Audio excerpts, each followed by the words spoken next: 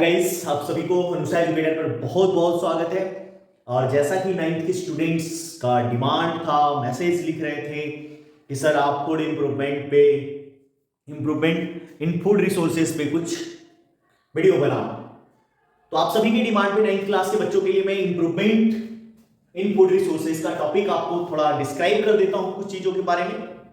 बाकी आप easy topic है, बुक पढ़ लेंगे तो समझ में आ जाएगा चीजें, लेकिन फिर भी कुछ कुछ पॉइंट्स को मैं यहाँ पे डिस्क्राइब कर देता हूं।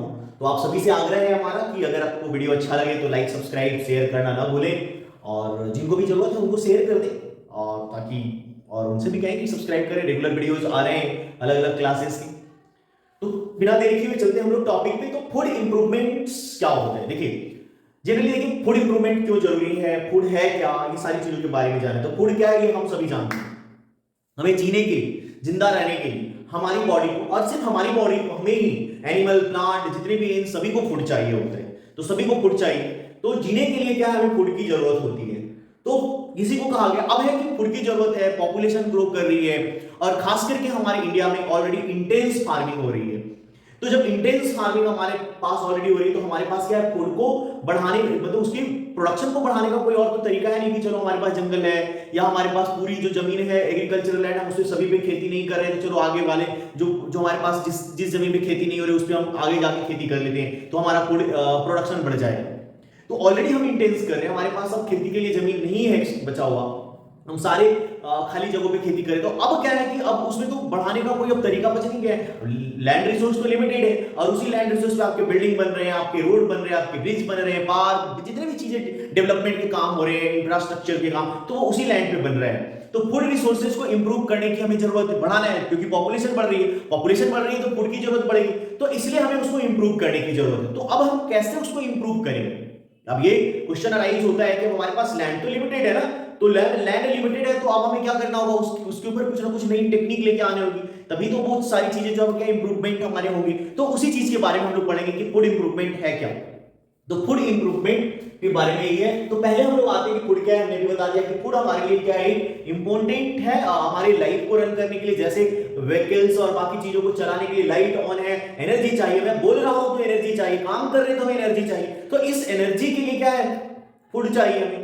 तो वो फूड जो है वही हमारा क्या है, इसी को हम फूड कहेंगे, जो हमें एनर्जी देता है, जिससे हम क्या वर्क कर पाते हैं। अब है कि ये फूड जो है इसको कई वैरायटी में बांट दिया गया है, जिसको हमने बताया कि इसी चीज को आगे बढ़े, इस चीजों को क्रॉप।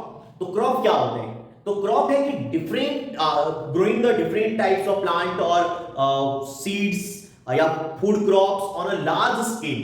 ठीक है, एक लार्ज स्केल पे हम क्या प्रोडक्शंस करते हैं, और उसमें सारी चीजें इंक्लूडेड हो सकते हैं। आप उसमें से व्हीट, राइस, ग्रेन जो भी है ना, फ्रूट्स, वेजिटेबल्स, ये सारी चीजें भी आते हैं, और इवन फ्लावर्स, डेकोरेटिंग प्लांट्स वगैरह भी है, वो भी एक तरह से हम एग्रीकल्चर में डाल सकते हैं। फोडर, जिसमें हमने लिख रखा है कि फोडर होता है, फोडर क्रॉप का फूड क्रॉप, एक तो फूड क्रॉप हमारा एक फोडर क्रॉप्स है। तो फोडर क्रॉप्स का मतलब क्या होता है, देखिए फोडर आता है, फोडर क्रॉप्स मतलब जानवरों के चारा के लिए।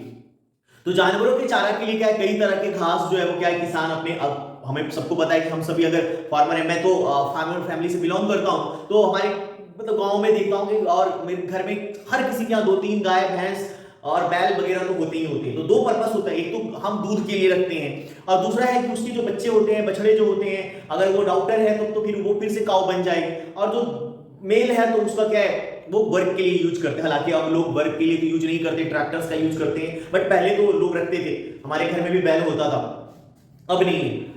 तो फोडर क्रॉप मतलब उन जानवरों के चारा के लिए हम अलग अलग तरह के सीम, ओट, सुडान, ये सब अलग अलग तरह के घास होते हैं जो जानवरों को खिलाया जाता है। उसके बाद आता है क्रॉप वैरायटी इंप्रूव। दूसरा जो हमारा था क्रॉप में कि फूड क्रॉप। तो फूड क्रॉप को 3 भागों में बांट के लेते हैं, रबी क्रॉप, खरीफ क्रॉप, और एक हमने उसमें ऐड किया है जायद।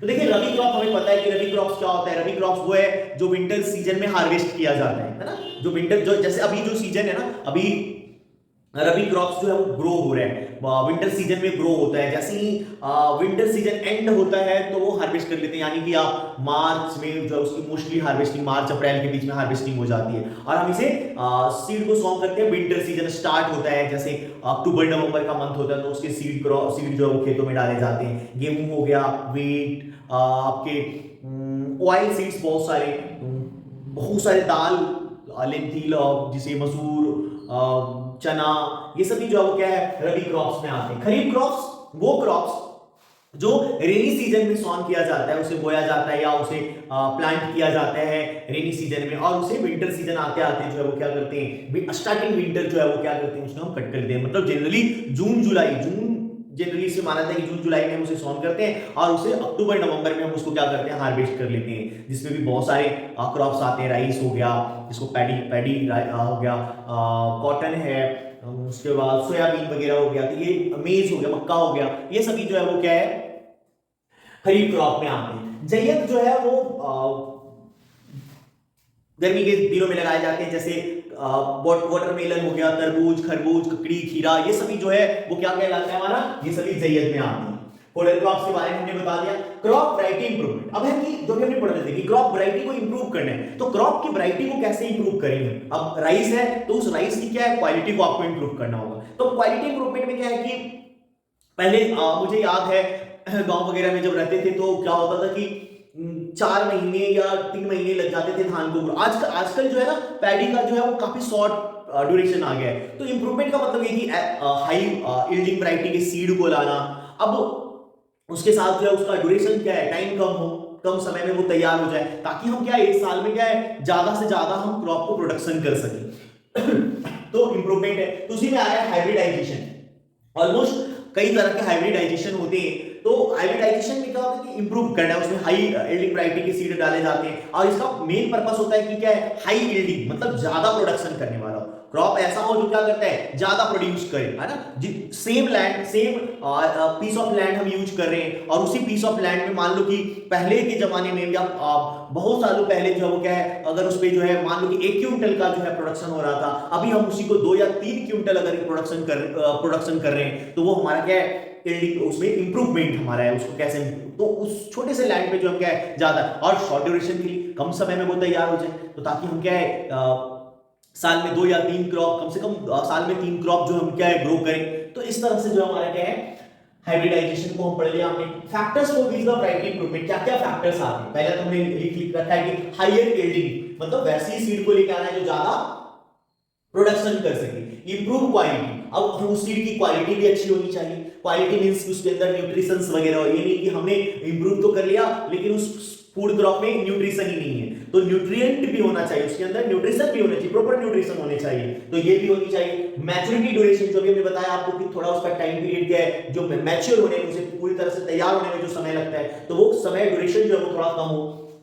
वाइडर एडेप्टेबिलिटी, मतलब किसी भी तरह के क्लाइमेटिक कंडीशन में जो है वो पौधा ग्रो कर जाए, तो इस तरह की उसको कहा गया कि वाइडर एडेप्टेबिलिटी। मतलब कभी कभी कुछ पौधे ऐसे होते हैं जो विंटर सीजन में या काफी कोल्ड क्लाइमेट चाहिए या किसी को रेनी बहुत ज्यादा पानी की जरूरत होती है, तो इस तरह की चीजों से हटके थोड़ा कम बारिश हो रहा है, क्योंकि आज आप लोग जानते हो कि इन्वायरमेंट के कारण क्या है कि कहीं रेन कम हो रहा है, तो इन सब मानसून आजकल जो है वो क्या है मानसून प्रॉपर तरीके से नहीं हो पाता है या कहीं ज्यादा बारिश हो रहा है। तो कहने का मतलब यह है कि सीजन जो है वो चेंज हो रहा है, जो हमारा ग्लोबल वार्मिंग वगैरह का इफेक्ट है उसके कारण चीजें जो उसका असर पड़ता है, तो उसके अकॉर्डिंग क्या है कि कम पानी में भी या फिर कोल्ड क्लाइमेट में भी, मतलब इसीलिए इसको रखा गया वाइडर एडेप्टेबिलिटी, मतलब पौधा जो क्या अलग अलग क्लाइमेट में भी जो है वो क्या है ग्रो कर जाए, वहां पे वो यील्ड दे सके, मतलब प्रोडक्शन हो सके। उसके बाद है बायोटिक एंड अबायोटिक रेजिस्टेंस, ऐसा हो कि उस पे जो बायोटिक और अबायोटिक जो फैक्टर है जिसके कारण पौधे खराब हो सकते हैं, दो कंडीशन होते हैं बायोटिक और अबायोटिक, मिट्टी और वहां की कई तरह की चीजों के कारण वो ग्रो नहीं कर सकता है, उसमें बीमारी लग सकती है, तो वैसा हो कि वो उसमें बीमारी नहीं लगे। और बायोटिक हो गया जिसमें कीड़े मकोड़े वगैरह से जो हमला होता है, इन सारी चीजों से एक ऐसे सीड बनाना है जो इन सारी चीजों को ध्यान रखना है। Higher yielding, improved quality, maturity duration, wider adaptabilities and biotic and abiotic resistance, ताकि उसको हम बचा सकें उसको आसानी से। अब आता है क्रॉप प्रोडक्शन इंप्रूवमेंट। अब क्रॉप प्रोडक्शन में हम इंप्रूवमेंट कैसे करेंगे, ठीक है। तो इसमें पहला है न्यूट्रिएंट मैनेजमेंट। तो न्यूट्रिएंट मैनेजमेंट, क्योंकि आपके जो पौधे जो पौधा ग्रो है तो उसको भी क्या है कई तरह के न्यूट्रिशंस चाहिए होता है ग्रो करने के लिए, तो उसमें दो भागों में बांट दिया, एक मैक्रो न्यूट्रिशंस और एक हो गया माइक्रो न्यूट्रिशन, है ना, लार्ज मतलब एक ज्यादा चाहिए और एक कम मात्रा में चाहिए। तो मैक्रो जो है उसके बारे में दिया हुआ है आपको कि nitrogen, phosphorus, potash, calcium, sulphur, ये सभी चीजें जो है वो क्या है प्लांट को चाहिए होता है उसको ग्रो करने के लिए। तो ये ज्यादा मात्रा में चाहिए, तो आपको ये ध्यान रखना, तभी आपका क्रॉप क्या होगा, हेल्दी क्रॉप ग्रो करेगा। अदरवाइज वो क्रॉप हेल्दी नहीं होगा, और क्रॉप हेल्दी नहीं होगा तो फिर उसमें न्यूट्रिशियस नहीं होगा, तो फिर अगर जो भी उसका यूज करते हैं, खाता है, तो फिर उसे प्रॉपर न्यूट्रिशन, उसका ग्रोथ नहीं होगा सही तरीके से। तो इसलिए न्यूट्रिशन मैनेजमेंट जरूरी है पौधे का।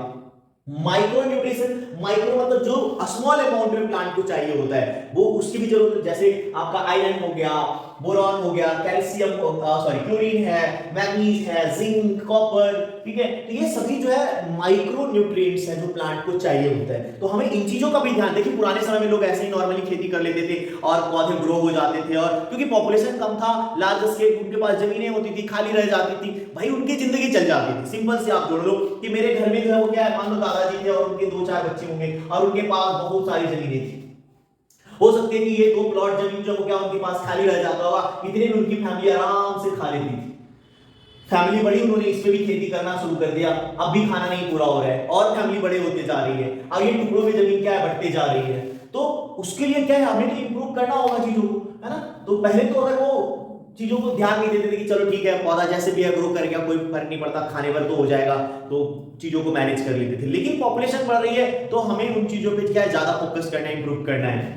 तो हमने ये माइक्रो न्यूट्रिशन के बारे में पढ़ लिया। अब इसी के साथ है कि हम उस प्लांट को ये जो माइक्रो न्यूट्रिशन और मैक्रो न्यूट्रिशन से कहां से मिलता है, तो मैन्योर हो गया हमारा, ठीक है। अब देखो मैन्योर के बारे में हम लोग पढ़ते हैं। तो मैन्योर क्या होता है, मैन्योर का मतलब होता है कि डिकम्पोज, वैसे सब्सटेंसेस जो डिकम्पोज कर जाता है, और डिकम्पोज करके जो मैन्योर बनता है, खाद जिसको कहते हैं, गांव वगैरह में उसको खाद कहते हैं, ठीक है, मतलब हिंदी उसका खाद ही होता है। तो खाद जो है बायोडिग्रेडेबल सब्सटेंसेस से बनाए जाते हैं, कूड़ा करकट या प्लांट के कुछ पार्ट्स वगैरह जो है, क्रॉप के जो रेसिडुअल्स वगैरह बच जाते हैं, उसके खरपतवार, काऊ डंग्स वगैरह है, गोबर जिसको कहते हैं, उन सबको सड़ाने के बाद गड्ढे में गड्ढा बना दिया, खोद दिया 1 फीट और उसमें उसको कवर कर दिया, और वो कुछ दिनों के बाद क्या है, वो सड़ जाता है, तो वो मतलब डिकम्पोज हो जाता है, और उसको फिर खेतों में हम डाल देते हैं, तो वो हमारा क्या है, मैन्योर कहलाता है। और वो क्रॉप के लिए हेल्दी भी होता है, सॉइल जो है उसके लिए अच्छा होता है, क्योंकि वो ह्यूमस प्रोवाइड करता है, और मिट्टी की जो टेक्सचर है वो भी अच्छी हो जाती है। तो मैन्योर जो है वो हमारे लिए क्या है, हेल्दी है ना। और उसी में मैन्योर में 2 तरह के मैन्योर बनाते हैं, कंपोस्ट बोलते हैं, और एक होता है वर्मी कंपोस्ट। तो कंपोस्टिंग वही होता है कि जब डिकम्पोज कर देते हैं हम, वो जितने भी बायोडिग्रेडेबल सब्सटेंसेस उसको एक पीट बनाते, गड्ढा बनाते हैं, और उस गड्ढे में सबको डाल देते हैं, और उसके बाद जो वो क्या करते हैं, उसे हम प्रॉपर्ली कवर कर देते हैं, महीने 2 महीने में वो सड़ जाता है, फिर हम उसे निकाल के खेतों में डाल देते हैं, तो वो हमारा कंपोस्ट कहलाता है। और वर्मी कंपोस्ट मतलब क्या होता है कि हम उसी कंपोस्टिंग वाले तरीके में क्या करते हैं, हम अर्थ बॉम्ब जो है वो डालते हैं। अर्थ बॉम्ब को फार्मर्स फ्रेंड कहा जाता है, क्योंकि वो क्या करते हैं, जो मिट्टी में जो सम हार्मफुल सब्सटेंसेस रहता है उसको डिकम्पोज या मिट्टी को हल्की बना देता है, क्योंकि मिट्टी खाता है तो मिट्टी को जो वो हल्का बना देते हैं। तो इन सारी चीजों से जो वो क्या वर्मी कंपोस्ट, जो हम अर्थ बॉम्ब वगैरह डालते हैं, तो उसके कारण क्या होता है कि वो जल्दी से जो वो क्या करता है, उसको डिकम्पोज कर देता है, और न्यूट्रिशंस वैल्यूज के अंदर आ जाते हैं, तो इसलिए उसको वर्मी कंपोस्टिंग कहा जाता है। ये वर्मी कंपोस्टिंग। ग्रीन मैन्योर भी होता है। ग्रीन मैन्योर क्या होते हैं, बहुत कई सारे तरह के प्लांट होते हैं गाँव वगैरह में, जैसे मैं आपको एक एग्जाम्पल बताता हूँ। हमारे यहाँ मूंग की खेती होती है, तो मूंग की खेती में क्या होता है, मूंग से दाल, पता है सबको, मूंग का यूज हो जाता है, और उसी बीच में जो है वो क्या होता है कि रेनी सीजन आ जाता है। रेनी सीजन आ गया तो फिर लोग उसकी जुताई कर देते हैं खेत में, तो वो क्या है, उसी खेत में पानी वगैरह होता है तो सड़ जाता है वो बीज, तो सड़ गया तो वो क्या है, वो भी एक तरह का मैन्योर की तरह काम करता है, तो उसको हम ग्रीन मैन्योर कहते हैं। तो वो हमारा क्या है, ग्रीन मैन्योर कहलाता है। ये ग्रीन मैन्योर हो गया। अब इन सबके अलावा भी क्या करते हैं, हम फर्टिलाइजर्स का यूज करते हैं। अब मान लीजिए कि तभी हमारे खेतों में जो है प्रॉपर उसको हेल्थ मतलब जो जरूरत है, जो हमने ऊपर पढ़ा है, मैक्रो और माइक्रो न्यूट्रिएंट्स, तो नाइट्रोजन, फास्फोरस और ये सारी चीजें जो अगर प्रॉपर्ली नहीं मिल पा रहा है, तो हम क्या करते हैं, बाजार से केमिकल से बना हुआ फर्टिलाइजर्स भी हम खेतों में यूज करते हैं। तो ये हमारा क्या है, फर्टिलाइजर्स। और किसान अपने प्रॉफिट के लिए या ज्यादा प्रोडक्शन करने के लिए क्या है, ज्यादातर वो क्या करते हैं, फर्टिलाइजर्स का यूज करते हैं, जिससे कि आपके प्लांट और आपके जो क्रॉप है उसके अंदर भी वो केमिकल्स आ जाते हैं। तो इस तरह से हमारा क्या है, हमारा फर्टिलाइजर्स का काम है। और इन्हीं चीजों को देखते हुए क्या है, आजकल ऑर्गेनिक फार्मिंग का ट्रेंड बढ़ रहा है। तो ऑर्गेनिक फार्मिंग एक्चुअली क्या है कि नहीं के बराबर क्या करना है, हमें उसमें केमिकल्स यूज करने, मतलब जो हार्मफुल केमिकल्स है, इनऑर्गेनिक सब्सटेंसेस से बना फर्टिलाइजर्स, जनरली आप ये समझिए कि फर्टिलाइजर्स जो है उसको हमें नहीं यूज करना है, तो केमिकल जो है उसके अंदर कम हो। तो वैसे खेती जिसमें क्या करते हैं, हम फर्टिलाइजर्स नहीं यूज करते, हम कोई केमिकल्स नहीं यूज करते, तो उसी को कहा जाता है ऑर्गेनिक फार्मिंग, और आजकल काफी डिमांड है लोगों के बीच में। अब है क्रॉप को प्रॉपर्ली ग्रोथ करने के लिए क्या इरिगेशन फैसिलिटीज होनी चाहिए, अच्छे इरिगेशन का, रेगुलर सप्लाई वाटर का, जो भी क्रॉप है क्रॉप के अकॉर्डिंग हमें क्या उसे पानी प्रोवाइड करना होता है, सिंचाई करना होता है। तो सिंचाई की एक अच्छी सुविधा होनी चाहिए, ट्यूबवेल, वाटर पंप, जो भी जिस तरीके से हम करते हैं, तो वे एक अच्छी सुविधाएं होना बहुत जरूरी है, ताकि हम प्रॉपर समय पे जो है वो क्या है क्रॉप को प्रॉपर्ली हम पानी प्रोवाइड कर सके रेगुलर इंटरवल पे। हम उसे जो उसके हिसाब से क्रॉप के हिसाब से अलग अलग क्रॉप को क्या अलग अलग अमाउंट ऑफ वाटर चाहिए, तो उसके हिसाब से हम इरिगेशन करते हैं। क्रॉपिंग पैटर्न आता है, what is the cropping pattern? तो क्रॉपिंग पैटर्न में क्या है कि अलग अलग तरीके से हम खेती करते हैं। जैसे इसमें 3 तरह के क्रॉपिंग पैटर्न है, inter cropping, crop rotation and mix cropping. देखिए इंटर क्रॉपिंग क्या होता है कि सेम पीस ऑफ लैंड पे हम डिफरेंट क्रॉप को ग्रो करते हैं, जैसे क्यारियां बनाते हैं, है ना, लाइनिंग एक तरह से। मान लीजिए ये जमीन है, अब इसमें एक लाइन हमने क्या है गोभी लगा दिया, इस पे हमने आलू लगा दिया, और इस पे हमने कोई और सब्जी लगा दिया है, ठीक है। फिर इसी तरह से यहाँ फिर से जो है वो क्या है आलू गोभी, ऐसे इसका पैटर्न बनाते चले जाते हैं। और ये क्या करते हैं, जो स्मॉल फार्मर्स होते हैं, छोटे किसान जो होते हैं, तो वो छोटे किसान जो है वो क्या करते हैं, इस तरह की इंटरक्रॉपिंग करते हैं। तो ये हमारा इंटरक्रॉपिंग है, मतलब एक ही लैंड पे हम क्या है अलग अलग तरह के क्रॉप को ग्रो करते हैं, जिससे हमारा प्रोडक्शन क्या है ज्यादा हो।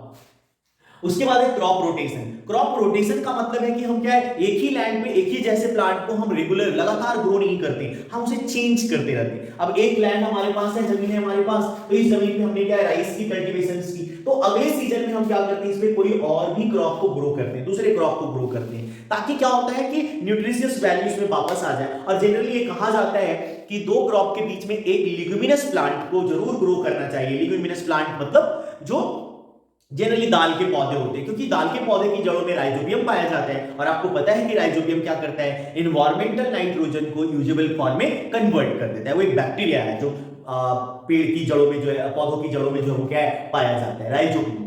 तो इस तरह से जो हमारा क्या है इंटर क्रॉप रोटेशन। और आता है मिक्स क्रॉपिंग। मिक्स क्रॉपिंग में क्या है कि किसान जो क्या करते हैं अपने खेतों में 2 तरह की या जनरली 2 तरह की चीजों को मिक्स करके जो है वो लगा देते हैं। जैसे गेहूं है तो गेहूं के साथ सरसों लगा भी डाल के और उसको कर दिया।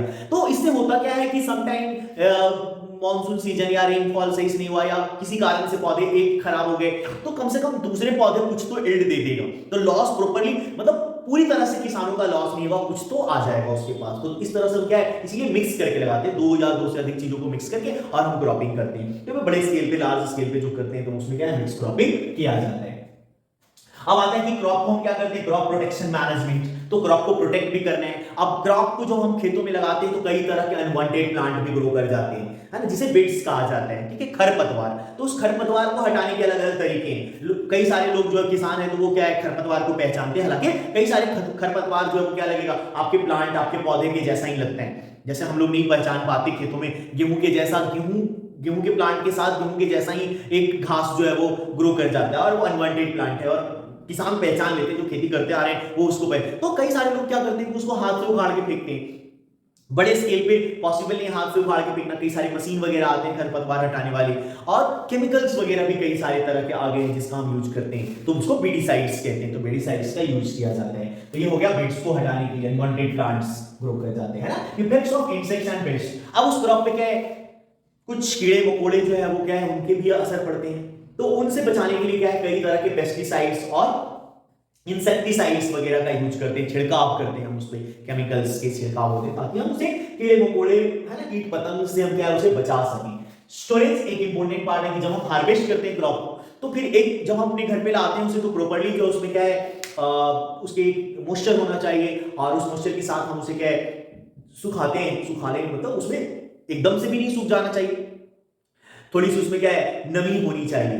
तो उस तरह से जो हमें और प्रॉपर स्टोरेज करना है उसमें, जूट के बैग हो गए, सिलोज हो गया, गांव वगैरह में जो है वो स्टील के कंटेनर वगैरह बने हुए होते हैं, तो हम उसे प्रॉपर्ली कवर करके, और समटाइम क्या है उसमें भी जो है वो सम रस्ट और कीड़े वगैरह जो है वो लग जाते हैं, तो उससे बचाने के लिए हम भी उसमें क्या है सम केमिकल्स वगैरह का उसमें भी यूज किया जाता है, नीम के पत्ते वगैरह का यूज किए जाते हैं। तो ये सारी चीजें जो हमारा क्या हो गया स्टोरेज के लिए आ गया। अब उसके बाद लास्ट पॉइंट आता है आपका एनिमल हस्बैंडरी। तो एनिमल हस्बैंडरी क्या होता है, पशुपालन। तो पशुपालन जैसे हम प्लांट को ग्रो करते हैं अपने फूड के लिए, वैसे ही क्या है हमें जानवरों का भी हम पालन करते हैं अलग अलग तरह के फूड प्राप्त करने के लिए।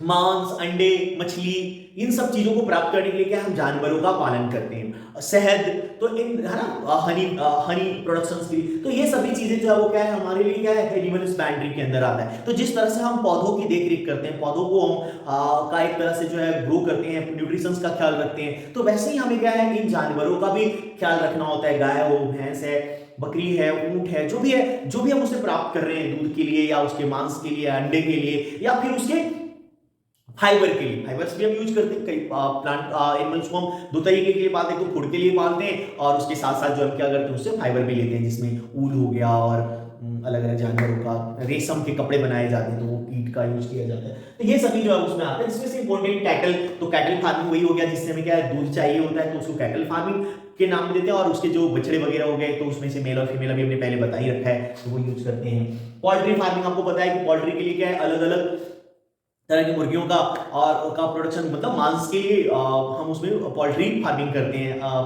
मुर्गे, मुर्गियों और अलग अलग और भी पक्षियों का जो है उसमें क्या है अलग अलग वैरायटी होती है, उसमें उसका यूज किया जाता है। बॉयलर होता है जिसमें एग प्रोडक्शन के लिए किया जाता है। फिशरीज है, तो फिश मछली पालन के लिए दो तरह का, एक मराइन हो गया, समुद्री मछली, समुद्री मछलियों में सिर्फ मछली से नहीं और भी प्रॉन वगैरह अलग अलग तरह के और भी समुद्री जीवों को जो है वो क्या है शिकार करते हैं और उसको पकड़ के लाते हैं, लोग उसको अपने भोजन के रूप में यूज करते हैं।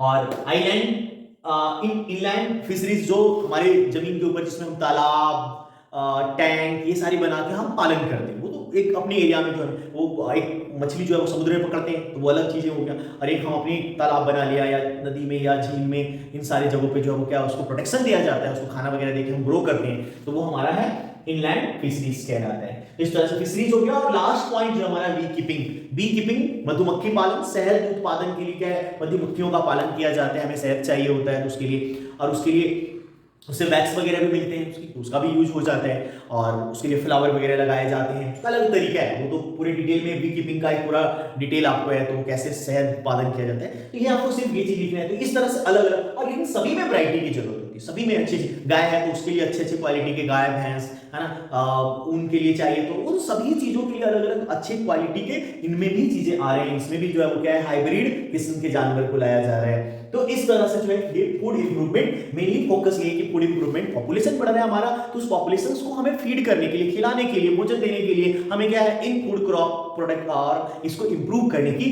बहुत ज्यादा जरूरत है, और इंप्रूव करेंगे तभी पूरी दुनिया को जो है क्या भोजन मिल सकेगा, क्योंकि आने वाले समय में और भी पॉपुलेशन बढ़ेंगे, तो कैसे हम उन सभी को खाना प्रोवाइड करा सकते हैं, भोजन प्रोवाइड करा सकते हैं, और एक न्यूट्रिशियस भोजन। तो और थोड़ा बुक को अच्छे से रीड कर ले और समझ ले चीजों को, मैंने इसको थोड़ा शॉर्ट में ही समझाया है।